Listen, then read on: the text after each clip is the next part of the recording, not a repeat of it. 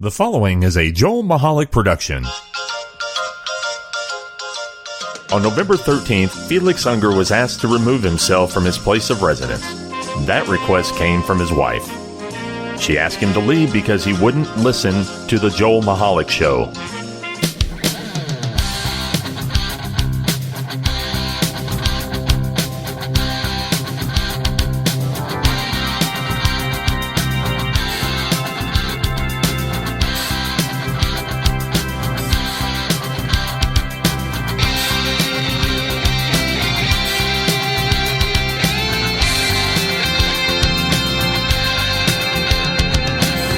Hello, ladies and gentlemen, and welcome to the Joel Michalec Show, featuring the lovely Sharen. I am Joel Michalec, and way across the room, being very, very, very comfortable, is the lovely Sharen. Here I am. Hello, lovely Sharen. I'm waving at you because we're so far apart tonight. You know what? I think we'll need our cell phones to talk to each other. We'll text each other during the show. There you go. How about that? So, so welcome to the program. It's nice to see everybody here. Let me get some business out of the way, and then we'll get some show out of the way. First of all, you are listening to us, hopefully on one of your favorite devices that catches podcasts. How do you do that? Visit us at www.jmtalk.net. Subscribe to the program. We're on all major podcast networks, including iHeart. All of them. We're on all of them. It's great. It's great. We're on all the great ones, and it's really great that we're on all the great ones. Isn't that amazing?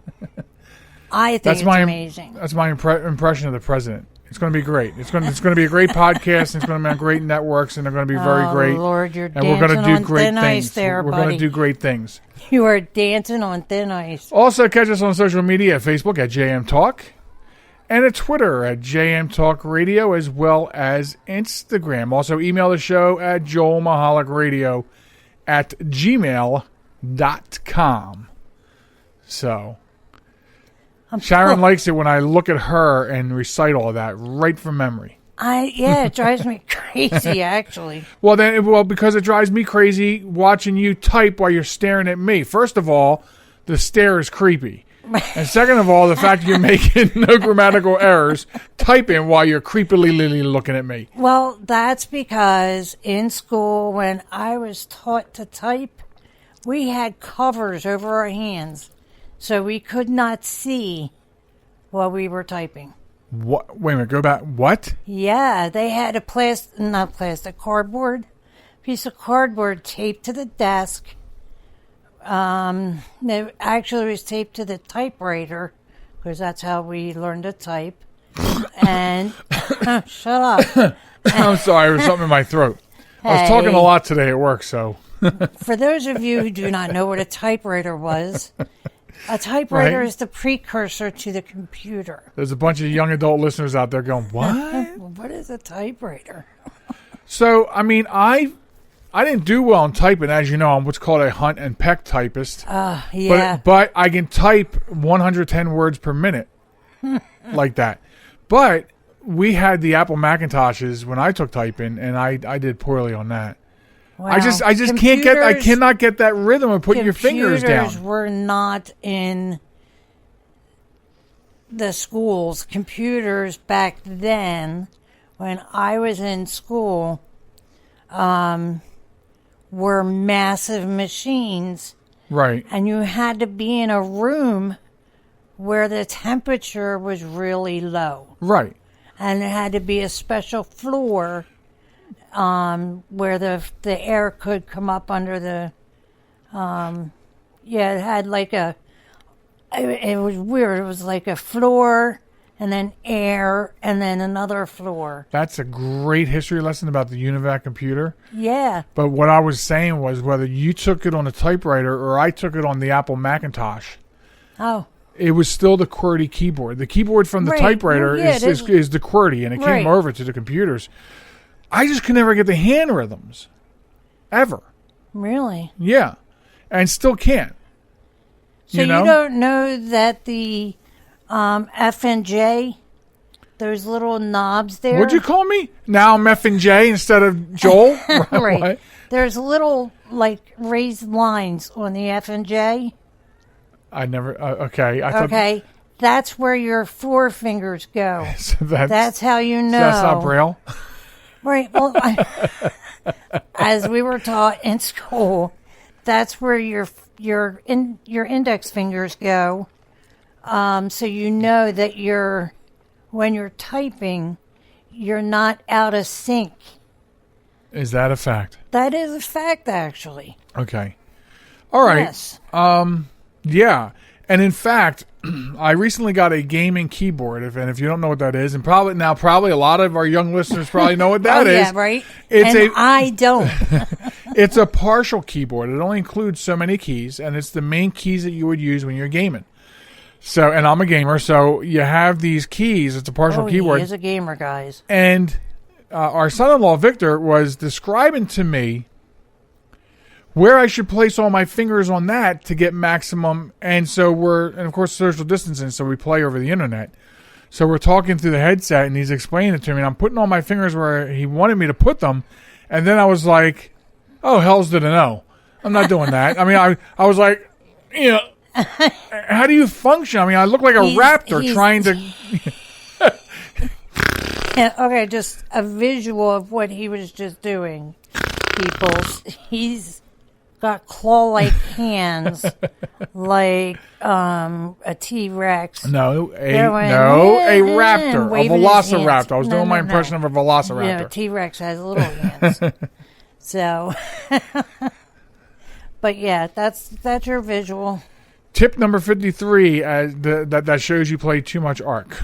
Right. You're now on your podcast doing impressions of velociraptors.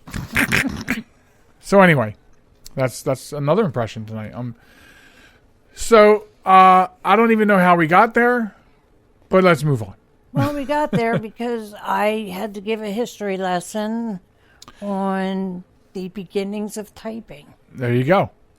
Several months ago, we covered a story in Delaware that has also been going around. It started in other states in the country. A lot of states are doing this, capping the insulin prices, making it law. Because, a quick refresher, insulin was invented by two gentlemen. I don't have their names at me. This whole story was discussed on that podcast. Right. Go back and listen to that. No, but it was invented by these two guys. And they gave their patent for it to, I think it was their university that they worked at, for consideration of $1, because they felt it was a necessary life-saving drug, because they proved they actually healed. Well, you can't heal, but they took a girl that was going to die, and in 14 days on insulin turned it around for her. Wow. So $1, or as our daughter would say, $1. Right. So I don't know, where did she get that accent? I don't know. So she's so weird. Now, fast forward, it's no secret. Also on that show, I discussed until I meet my high deductible, which I can't. I'm expected to pay about $600 for one of my insulins, and I take 3 different kinds. So it's very unrealistic, and that's with me having commercial insurance. So imagine if you have no insurance, It's ludicrous, right? Is what it is, and it is a life-saving drug, because without it, your sugars would be astronomical. Yeah, I would be in a coma and you're dead. Taking it because your body does not produce insulin, right? Hence why you're a diabetic. So many states, before Delaware introduced it, started passing these laws that caps it to be no more than $100, whether it's on insurance or not. Wow. So, and that's about what I pay to go to Canada to get my insulin. And that's a damn shame. It is. That but you have to go out of this country to get life-saving medication. Right. Same exact stuff for a sixth of the price. Right. But anyway. So, this week, with some challenging issues with my diabetes, I've been, doing a lot of research on, because I'm a bad eater. We know that. Right. So not only have I've been researching meal plans, and I'm meeting with a dietitian next week. Good. And I've also been, I figured, let me go back and revisit that bill, Delaware HB 263. Yeah. It passed the House, and now it's sitting in committee for discussion. And I'm like, But they can't get together to discuss but they it. are. Congresses and legislatures are getting together like everyone else is. Virtually, yeah. Yes, through telephone, video conference, teleconferencing. Okay. So it's slated to take effect on 1/1/21. So we're almost halfway through the year. Let's get this going. Right. This is extremely important, life-saving legislation. And Right. for all the bad things that legislatures do, this we're could be not an amazing one, though. right. I mean, not that we're going to get into that, but any day of the week, anyone can sit there and go, "What are they doing for me?" Right. This is something where Because they're they not should take doing pride in anything it. for you. Right. They're doing for themselves. Every other state That's- that has done it has passed it very quickly. It's like it flies through the That's houses the only of politics you'll ever hear me say. if in other states it's been flying through the houses of legislature and the governors have been signing it real quick. Wow. It's important legislation. So if Now, you lived in another state, you'd be able to get your yes, insulin for $100. right. Wow. So one of the additional things that I like about Delaware's HB 263 is it has an additional clause where they're also saying not only does it have to be capped at $100, they're also mandating that one of the manufacturers, there's three major manufacturers who have this dollar patent, one of them must offer a generic insulin for less money. Wow. So Delaware's taking that little bit of an extra step. And it's right. really cool. Well, that's pretty cool. So I just wanted to we don't usually have the opportunity to go back and talk about an old story, but this is a really important issue. It is. You know, it is. and not just for you. Right. And we're not talking about it just because it's for you, because there's a lot of issues that we talk about. We have a group of people at work that are Yeah, diabetic. Right. So I mean, diabetes is so common anymore. You could reach out and touch one person that you know, and I'm sure they've got diabetes. right. Out of all the people you know. You know what I mean? Right. So, yeah, that's...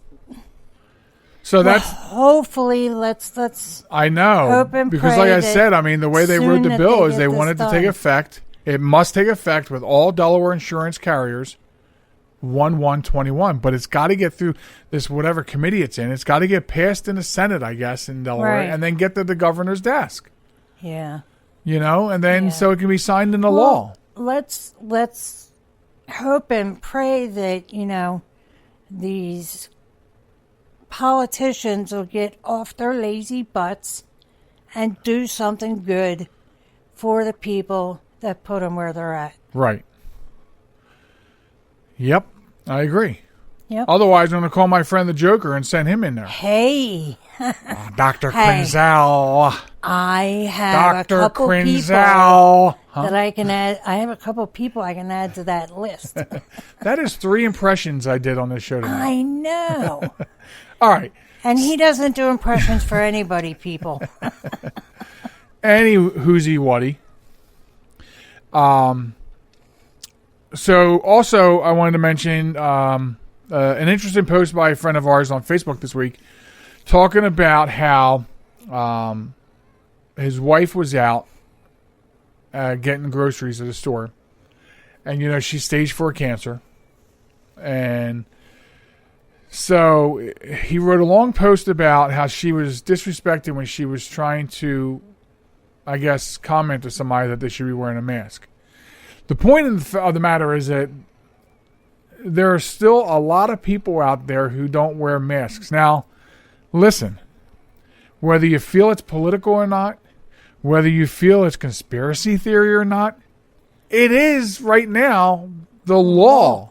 A lot of stores will turn you away if you do not have a mask on. Yeah. And they have signs on their doors right at eye level, so you have to see it when you open the door, that states that if you do not have a mask on, you will be told to leave.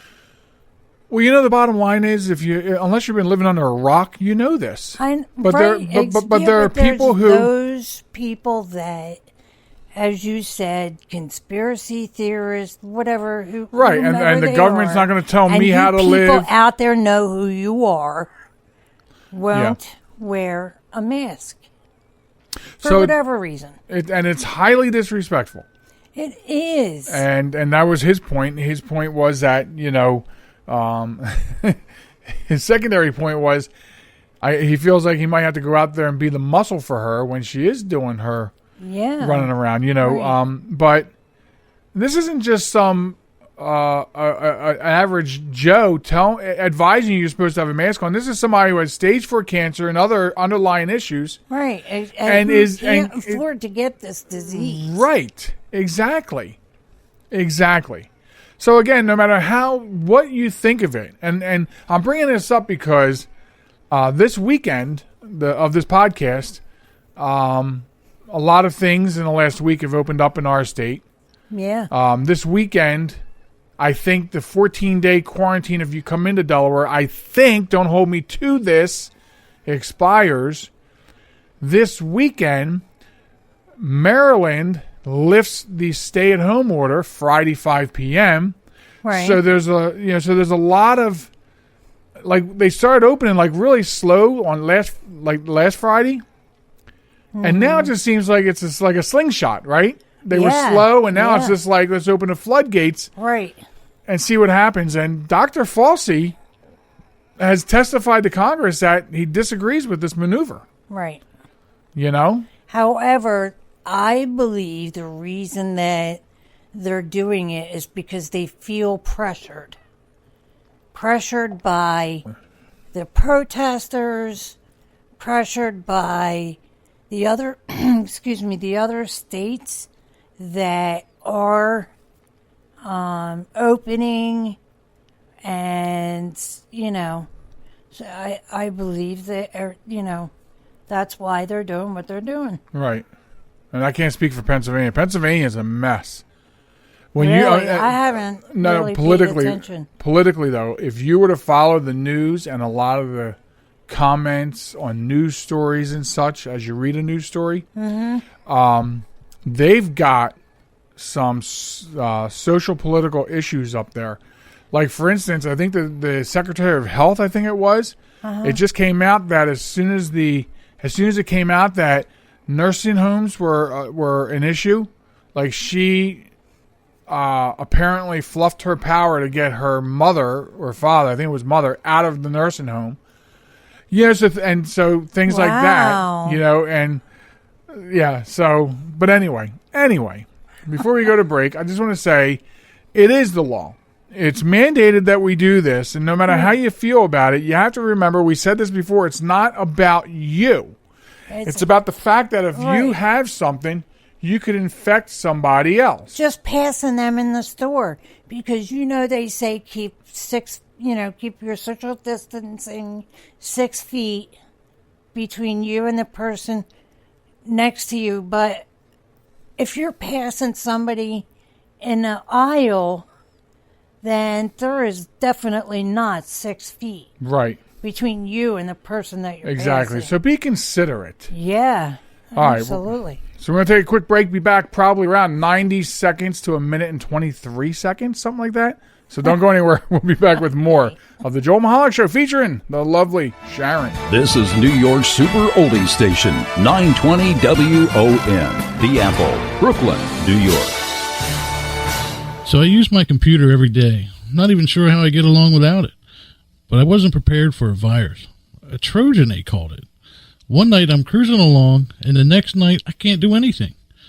I was afraid it was going to cost me a fortune. Boy, was I surprised. They had me back up and running the same day I called them.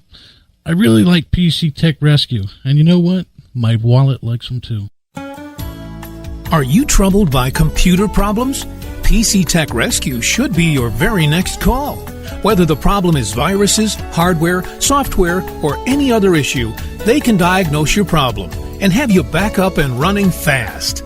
With more than 25 years of industry experience, you can be sure you are getting dependable and affordable service. Call today, 484-429-6061 or email us at pctechrescue@gmail.com.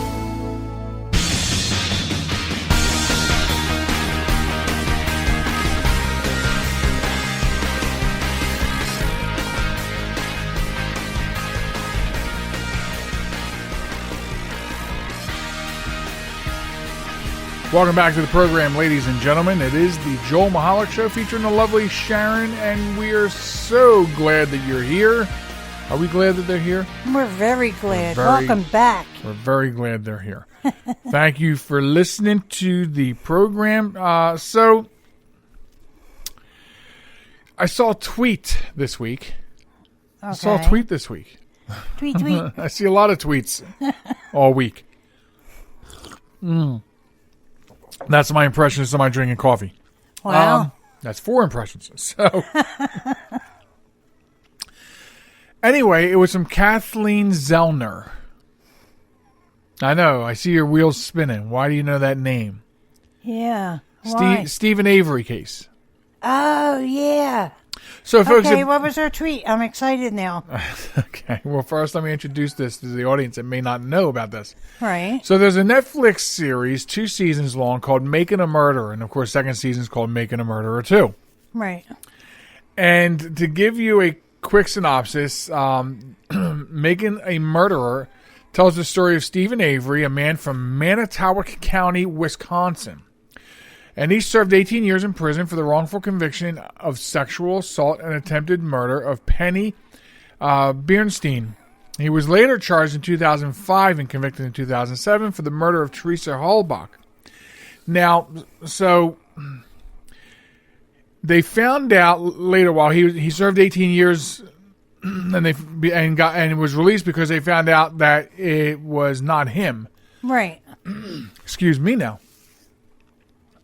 And so then he filed a $36 million lawsuit against the county officials, police, which I believe he won. I don't know if he was ever paid out because in less than 2 years later, he was arrested for murdering his photographer. And so the story, the series tells a story about him and how it would appear, as you can tell from how long this has been going on, that he was framed and possibly because of the lawsuit he filed for wrongful conviction. Yeah. So there's been a series of lawyers helping him out with appeals and whatnot. And then this Kathleen Zellner got involved, and she is apparently some power defense attorney who specializes in wrongful convictions. Right. And she is good at it. Yeah, very good. So she comes in and she does her own investigation, and it was crazy. Like I'm talking about, I feel like I want to watch it all over again. You know, I was just sitting here saying that same thing. But so she brings in her own team. She's got all this new evidence that proves, as far as I'm concerned, in my opinion, beyond a shadow of a doubt, that Stephen and his nephew did not do this. Correct. So she tweeted. And she said that I think next week, I forget the exact date, but apparently very soon coming up is whatever court has it now, their decision or their statement or whatever is due. So she was able to submit new evidence and I don't know where they're at with that. Was able to get the case seen or heard? It was a very quick statement saying, in fact... Hold on, because I should have it right here, actually. Excuse me. I'm having a voice issue today. I talked so much at work. Yeah. So let me see, because it should be right in my news feed, because I get these, this news is for you. This news is for you. And it was just...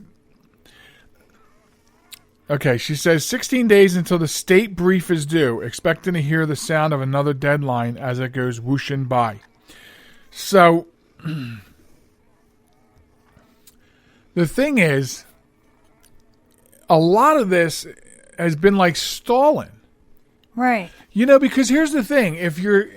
a lot of the people involved are not around anymore, kind of thing. You know what I mean? Yeah. Some of the policemen aren't around anymore. Obviously, the convicting district attorney's no longer around. Oh, really? Yeah. So the thing is, what are you stalling for?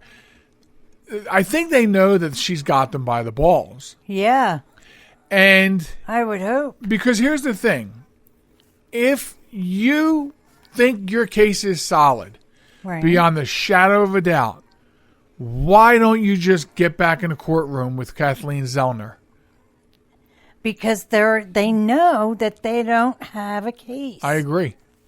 And why risk? I mean, as you just said, there's a lot of people that aren't around anymore.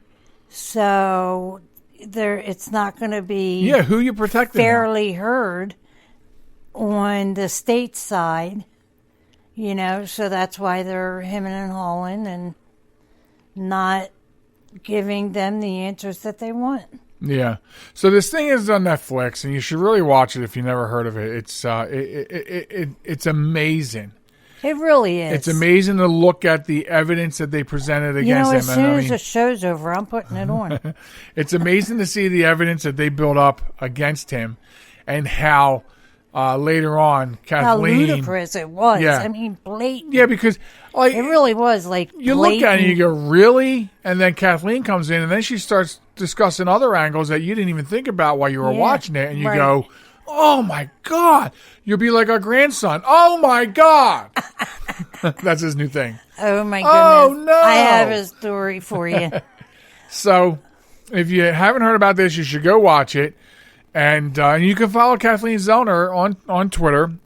It's been a while since she's tweeted about this, but, you know, it shows that it's still dragging. And I feel so bad for Stephen and the family, his parents. It will make you Are they cry to still see. alive? They are still alive, yeah. Wow. But I know that's one thing that they were really worried about is getting him out of jail. And one last thing, and then you can tell your story. Okay. If he ever gets this overturned, he needs to, one, get the hells out of Manitowoc County Right. to an undisclosed location where no one will ever find him, Exactly. and have Kathleen sue that county into bankruptcy. Right. That's what he needs to do. But isn't there a law stating that you can't sue a government agency? He sued him for $36 million. You can sue the state, and I mean the government. You can sue them for wrongful conviction. You know, they took your life away from you Right, but based on false information. okay. So, Right. okay, I'm opening the floor up now to you. Well, the story I have was I went to walk Molly today. Mm-hmm. So I drove her down to the courts, and my family meaning my daughter and the kids and her husband / boyfriend were outside. So I was like, oh, let me stop. I get out, I walk up, and Molly's, sniffing around. And Bubs runs up to me, and he says, look, I got a flashlight. And he had a little mag light. I'm like, oh my gosh, Victor, that is so awesome. And he says, he runs away, comes right back, and says, here, and he holds his hand out. So I open my hand up, and he drops these they're like glass rocks, right? Okay. And he puts them in my hand, and he says, these are my treasures. He's becoming such a little person, isn't he? Oh my gosh. So I'm like, oh, thank you, and I went to hand him back. He says, no, now they're your treasures. What did you do with them? I ended up giving them back to him and telling him to hold them for me and put them in his pocket. So he did. Right. So, yeah. I couldn't keep his treasures. Right. He may To a 3-year-old, that's amazing. he might need that for barter and whatnot. Right. If this pandemic doesn't get any better. I was just like, Oh. Yeah. But that's good that you got to see them because it's tough. We can't really visit with them, but I mean, like where we walk Molly is next to their house. Usually don't wear a mask when I walk Molly. What? What did I say in the last segment about the law? I don't think I need because I usually don't see anybody. However, I do have a mask in my car, a spare one. I'm going to call the police and I'm going to report that you're out there not living in fear. I was able to put the mask on that I had in the car. Now what? I'm going to report that you are refusing to live in fear. What? And they're going to laugh you right out of the police station. Whatevs. Wow. I mean, listen, if we can have the police called on okay. I'm glad we got into this because I reported this week to the management of our community that there are squatters here. Right. I've been observing for about 2 weeks these squatters, and I finally reported them, and they called the police, and the police came out, and the police said they can't do anything about it. Because it's private property. I don't know what the reason is, but... No, I'm telling you that's the reason. So... Because this is private property. Police do not have... No, don't even say, because they do have jurisdiction. They have jurisdiction as far as the laws are concerned, yes. But when it comes to neighborly fighting because I stepped on their blade of grass. Don't take my thunder. They don't have jurisdiction. That cop that came over here, he couldn't do anything because he does not have jurisdiction. Well, I have come to a conclusion that at least in the community that we live in, at the very least, this community, okay, that there's only two reasons that the police will come in here and do anything. One is if somebody passes away in here, whether it's natural, crime, whatever. Yeah. The other reason is if Molly gets too close to the yard across the street. Man, I had to catch myself. I was hoping that you said our name for her. If Molly gets within 1 centimeter of that yard, that is the only other reason that the police will come into this complex and do something. I know. Squatters, burglary, drugs, nothing. Nothing. But God forbid Molly crosses the street at the wrong moment. Right. And touches a blade of grass. Now, we're not exaggerating, people, at all. Right. About this waste of skin across the street. You're going to make me puke in my coffee cup. What? She is a waste of I skin. know, but any way at all that you describe her, and I'm puking in this cup right here. You want to, folks? You want to see an impression of somebody puking in their cup? No. We don't want to see that. That's kind of gross. But yeah, I just can't wait.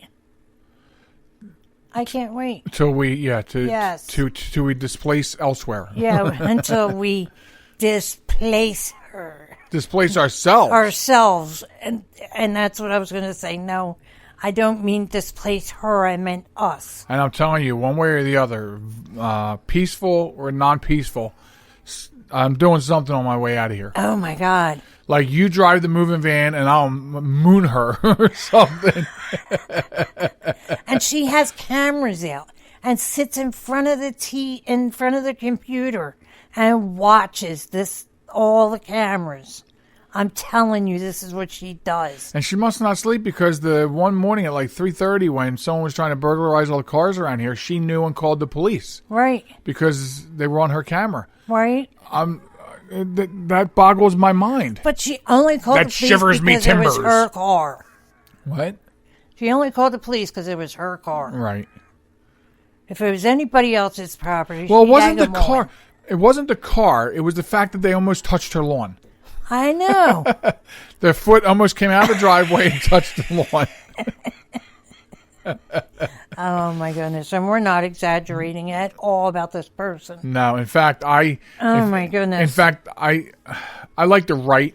Sharen will tell you I like to write.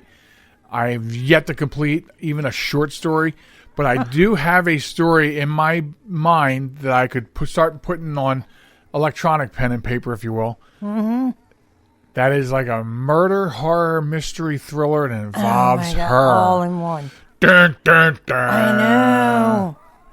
Yeah. I have no idea how the man that drives out of here at 7 a.m. drives back here at 7 p.m. I do not know how he deals with that. I don't know how he drives out of here at 7 in the morning and then comes back. Right? That's what I don't understand. Man, that's self-inflicted punishment. Do you remember years ago when kids came running in our house saying, "Oh my God, there's police outside"? That's when I was laid up in bed after a surgery. No, this was long before that. What? And this is when Samantha was living here with the kids.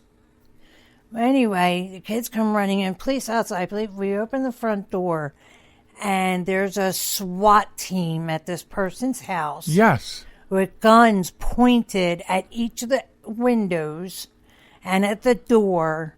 I mean, that's when I was laid up. Yeah, they were picking up the daughter. For being involved in a pizza delivery robbery ring. Yeah. Yeah. With robbery at gunpoint. No, I heard that she robbed people up on 40. Wow. Yeah, at gunpoint. Wow. Well, I mean, look at her ride now. Right. Woo! Oh, my gosh. Okay. Enough of that. Hopefully they don't listen to the show. If they listen to the show, the cops will be here tomorrow night. I'm sure our audience doesn't want to hear any more about this lunatic. Well, what we're doing is we're building the audience up because when we do finally get out of here, our first podcast from the new undisclosed location will be a celebration. Right. You hear horns tooting and all kinds of celebrating over here. As long as we don't move into a neighborhood full of cat burglars and murderers. No, I do not making believe a murderer 3. That is something we will do.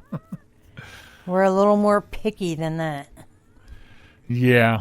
So anyway, we are looking forward to exiting this place. And of course the pandemic set us back, but it set a lot of people back on a lot of things. Correct. But we'll get there, hopefully, before the end of time. Really. I'm scared to death to empty this house out. That's my big problem. Yeah. Oh. There goes your car alarm. I'm really surprised. That's why I stopped talking. Because I thought you know why? I didn't set it. Oh, okay. I figured I would set it when it got dark. Yeah. You know what I mean? Yeah. Try something different. There's a motorcycle that goes by, and every time it goes by, it sets off the alarm. I'm sure everybody just heard that motorcycle go by. Yeah, it did rumble up on the sound here. Because I'm sitting very close to the windows. And that's right, very far away from me. But anyway, It's that time of the show. It's that time of the show where you need to say good night, goodbye. What do we say? Goodbye, Sharen. That's what I say. Sharen. Goodbye. Sharon's out of here. She's taking the easy way out. She's going to go watch Make a Murderer. And then, of course, coming up on the show after the break, we have a new Honor Thy Heroes. We have a new Wombat of the Week, if time permits. Even one last thing. So all that ahead. Coming up after this break. Don't go anywhere. I'll be right back. This message is for all of you sitting in the passenger seat. And apologies if it gets a little uncomfortable. But how does it feel to be at the mercy of someone who thinks a random text is more important than your life? Someone who takes their eyes off the road while speeding along in a 3-ton hunk of steel. Freaky, right? Well, why not just ask them to stop? Or better yet, volunteer to text for them. It might be a little awkward, but believe me, you'll live. Learn more at StopTextStopWrecks.org. Brought to you by the Ad Council and the National Highway Traffic Safety Administration. Broadcasting from a crummy little studio in Baltimore, Maryland. This is Reality One Radio. see why we need your donations?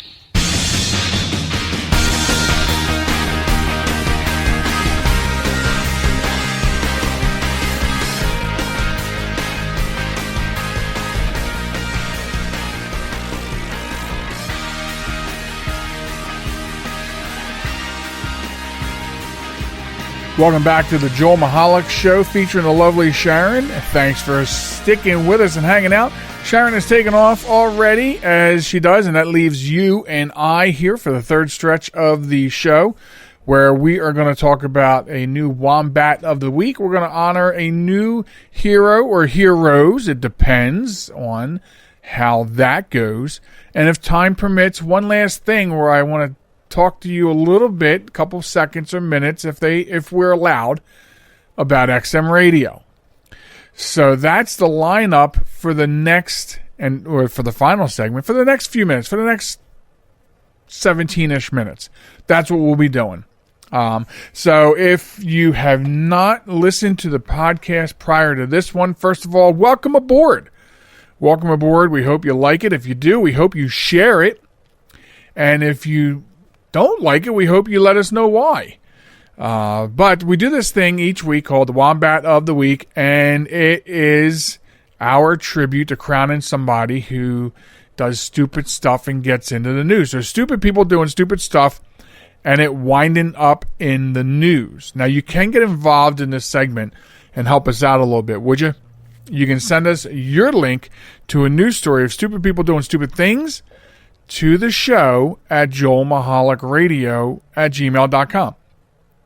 You can also send it through the social media channels, Facebook at JM Talk. You can send us a DM there or a PM and drop the link there as well. So that's how you can get involved. And for an example, here is this week's Wombat of the Week. Now, we're going to talk about a guy named Tariq Peters, age 23. He's from the Bronx, New York.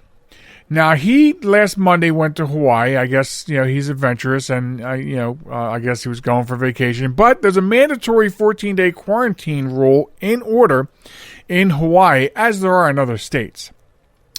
And we mean to tell you, we don't think people are following anybody's 14-day quarantine, as we found out firsthand this weekend. But, so what happened is he gets into Honolulu on Monday, and so now he's supposed to be under a 14-day self-quarantine because of the COVID-19 pandemic.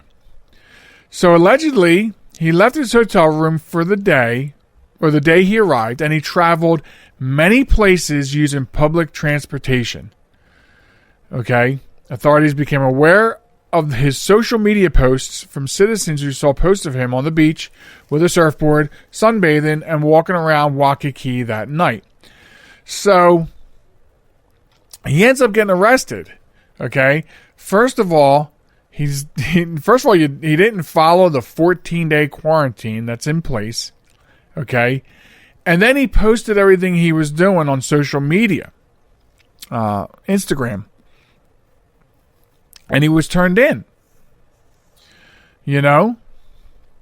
So he ends up, being arrested. The thing is, according to Hawaii's rule, travelers in quarantine aren't allowed to leave their hotel rooms or the residence that they might be renting or staying at for any reason except medical emergencies.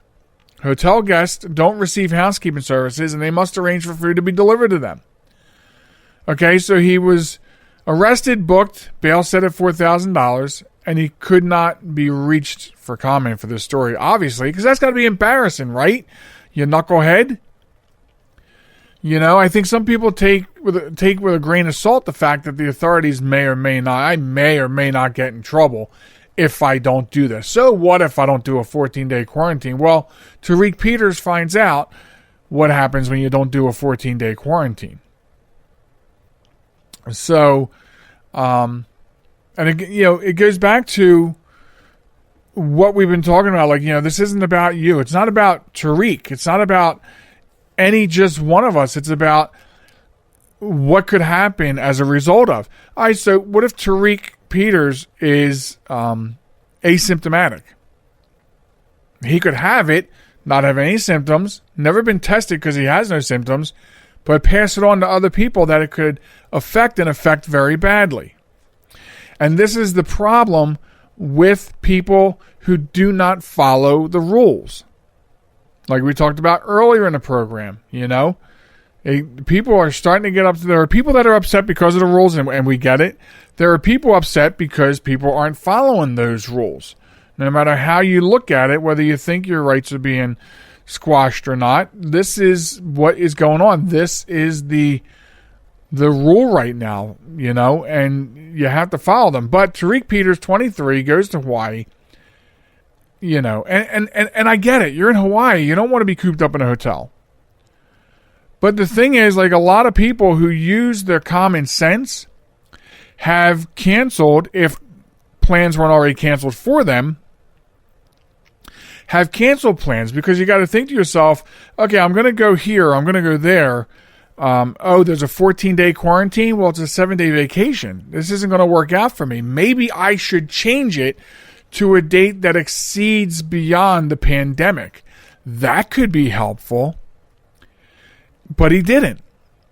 He went out and had himself a good time, and he got caught. He got caught because he was posting it, and citizens saw him, so they're reporting him, and then the police can follow up by looking at his social media, And that point goes way back to something I said a long time ago while interviewing Kay Stout, who used to be on my old show all the time, a career coach. Facebook not so much Facebook, any social media, and what you do in your own time doesn't apply anymore. Does not apply. Authorities are starting to use whatever catalyst that they can to enforce the rules. And Tariq Peters got caught up in this because his social media was surely used to confirm and verify that he was breaking the rule in regards to the quarantine in Hawaii. And for being stupid in doing that, Tariq Peters gets the crown of the Wombat of the Week. So wear it well. Stop being a dumbass. We all have to take responsibility. And, I just wish people were better to each other. And like I said, what we've witnessed this weekend, which we'll probably talk about on the next show, we see it firsthand, Sharen and I, that it's not happening. And then, of course, the Wombat of the Week this week also gives it a little bit of verification for us. So we are going to move into our segment, Honor Thy Heroes. It's a very popular segment. We honor new heroes each week on the Joel Michalec Show, featuring the lovely Sharen. And we just look for extraordinary people doing extraordinary things. People just going out of their way for other people to do something nice or kind. And like everything else, right now, with all the news and stories and almost everything we talk about on the program, it's COVID related. And we want to mention the New Brunswick elementary school students who have been writing encouraging words that are hung up in a New York City hospital. Their notes of appreciation and encouragement are meant to lift the spirits of healthcare heroes who are working in a city where more than 22,000 people have died after testing positive for COVID-19. And yes, New York City is a hotbed, or was. I'm not sure where the numbers are right now, but so Caitlin Davis, who's a teacher at the Paul Robeson Community School for the Arts, the notes were her idea, and she gave her 6th grade language arts class an extra credit assignment to write letters for the doctors, nurses, and other healthcare professionals in New York City. She got the idea because her fiance has been helping care for COVID-19 patients. So they put this all together, and the letters were all printed out.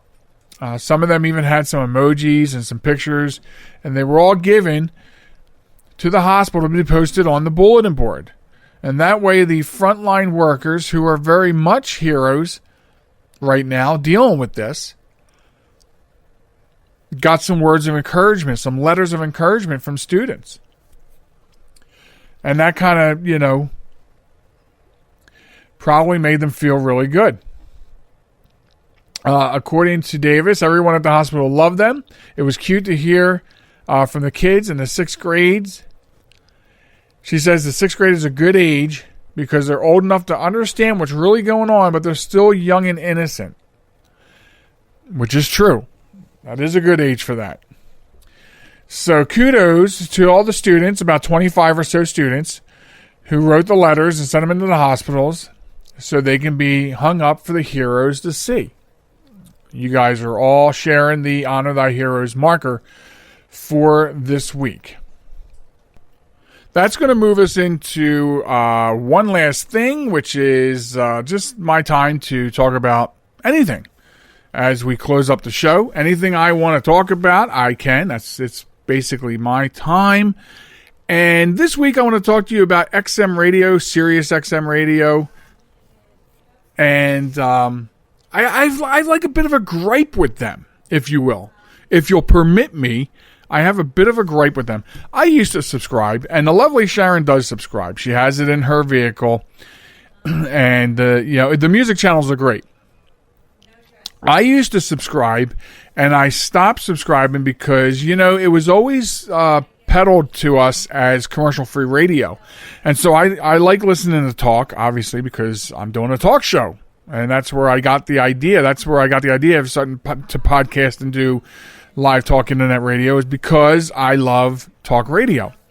So when I listen to news channels or talk channels or the comedy channels, some of the other entertainment channels on there, at some point, and I can't remember when, I just know this was like the reason why I did not renew that my subscription after several years. They started playing commercials during these talk programs or these comedy programs. And they don't on the music channel, so that's fine. But the thing behind it is that it was, as I said, it was peddled to us as commercial-free radio. So that's why somebody would have no problem signing up for a subscription. And the lovely Sharen pays, I think, almost twice the amount I used to. So it's doubled in, say, the last, I want to say maybe 6 years since I've had it. And so she pays about double of what I paid. And my problem with that is, if I'm paying a premium price, it's because I'm choosing to take this subscription and have this, as you used to say, commercial-free radio. And that's why we're paying a premium, because we're paying for you to run it. But now at some juncture several years ago, you started putting commercials in some of the programming. And now all of a sudden, trust me, I know a little bit about how advertising works, and you're certainly making more money off those advertisers now than you ever will with the people paying these subscription rates. So the alternative to going with satellite radio, the big thing about going with satellite radio has always been commercial-free radio. Now I don't have to deal with the commercials. I don't have to keep flipping around because I don't want to listen to the commercials. I want to listen to whatever, I'm listening to, talk, or, again, like I said, for the most part, the music channels, do not have commercials. But you have hundreds of channels, and the music channels, there are only so many of them. So your other entertainment channels have commercials now. Those commercials in any medium. Take this podcast, for example. We have no budget. We don't have advertisers. They would pay. They would pay. We'd have a big budget. But we don't do that. And for the most part, it's because it's a labor of love. And sure, we'd like it to get bigger, and that's why we ask you to share it every week. But that's how that works. So now you take XM Radio, you go, I don't want to listen to commercials. But all of a sudden now you're listening to commercials on a medium that was sold to us as being commercial free. Because why would I pay for that?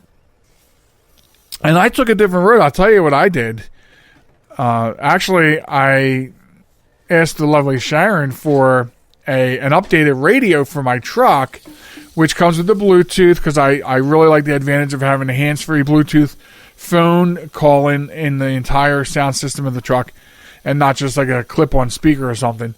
And also for the benefit of being able to link up to my phone or an MP3 player, or actually this one has a great feature, has a little USB dock where I got a little micro, you can barely see it, USB drive.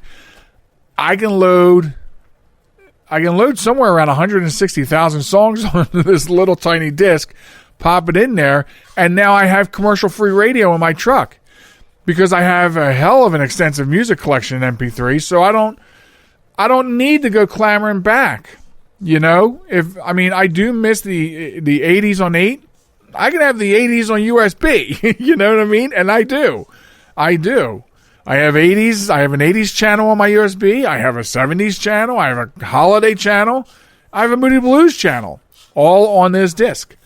So I found my round robin around it because I just refuse to pay a premium price for a service that you are getting so much more from advertisers. And somewhere along the line, this happened, and it was okay with everybody. Because obviously you're probably still flourishing, I would think. I think, your business model is probably very strong, and you have a good listenership. You have a lot of subscribers. Because also, that's also what you do when you are doing well. You go ahead and you raise your rates.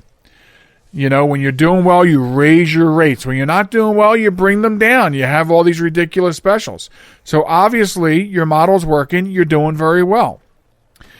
But I was thinking about that earlier today, actually, and I was like, this really chews my ass, and I wanted to talk about it on the program a little bit. And I'm wondering, how you guys feel. I'll put it on Facebook, see if we can get a discussion going. What do you guys think about that?